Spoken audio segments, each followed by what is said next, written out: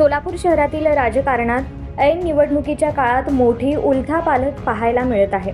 राष्ट्रवादी काँग्रेस अजित पवार गट यांच्या नेत्या साहेरा शेख यांनी अचानकपणे राष्ट्रवादी काँग्रेस पक्षाचा राजीनामा देत पक्ष नेतृत्वाला मोठा धक्का दिला आहे। त्यांच्या या निर्णयामुळे सोलापूरच्या राजकीय वर्तुळात चर्चांना उधाण आले आहे। राजीनामा दिल्यानंतर अवघ्या काही तासातच पालकमंत्री यांच्या हस्ते साहेरा शेख यांनी भारतीय जनता पक्षात अधिकृत प्रवेश केला।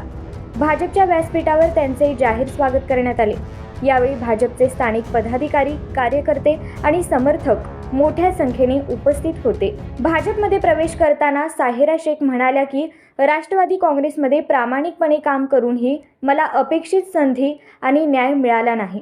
सोलापूरच्या विकासासाठी आणि सामान्य नागरिकांच्या प्रश्नांसाठी भाजपच योग्य व्यासपीठ असल्याचा विश्वास वाटल्याने हा निर्णय घेतला आहे। साहेरा शेख यांच्या राजीनाम्यामुळे राष्ट्रवादी काँग्रेस अजित पवार गटमध्ये अस्वस्थता निर्माण झाली आहे। ऐन प्रचाराच्या काळात झालेल्या या पक्षांतरामुळे संघटनात्मक फटका बसल्याचे बोलले जात असून कार्यकर्त्यांमध्येही संभ्रमाचे वातावरण निर्माण झाले आहे। राष्ट्रवादी पार्टीमध्ये काम करत होते मागच्या 20 वर्षापासून, पण तिथं पक्षानं दखल न घेतल्यामुळं आणि भारतीय जनता पार्टीचे जे त्यांचा अजेंडा आहे किंवा त्यांची जी विकास करण्याचं जे हे आहे, त्यामुळं असं ठरवलं की भारतीय जनता पार्टीच आपल्यासाठी योग्य आहे। आणि जर परिवर्तन मला घडवून आणायचं असेल, मला काहीतरी विकास करायचा असेल, समाजासाठी मी आजपर्यंत काम करत आली, एक सामाजिक कार्यकर्ती म्हणूनच माझी ओळख होती। बऱ्याच पक्षामध्ये काम करण्याचा अनुभव होता, राजकीय अनुभव। मागील 20 वर्षापासून काम केले, वेगवेगळ्या पदांवर काम केले, सामाजिक संघटनांमधून मी काम केलेलं आहे।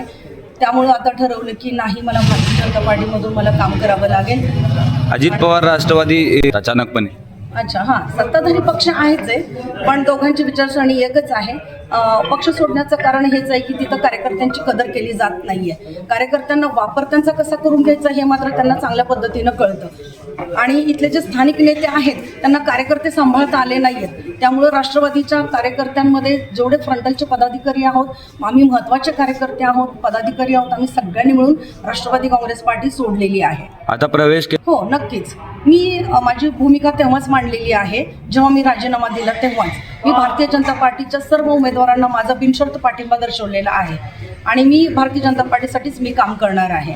जिथंही उमेदवार भारतीय जनता पार्टीचा असेल, कमळ या चिन्हासाठी मी काम करेन आणि लोकांना त्यांना उत्स्फूर्त करेन की त्यांनी भारतीय जनता पार्टीचं त्यांनाच मतदान त्यांनी केलं पाहिजे।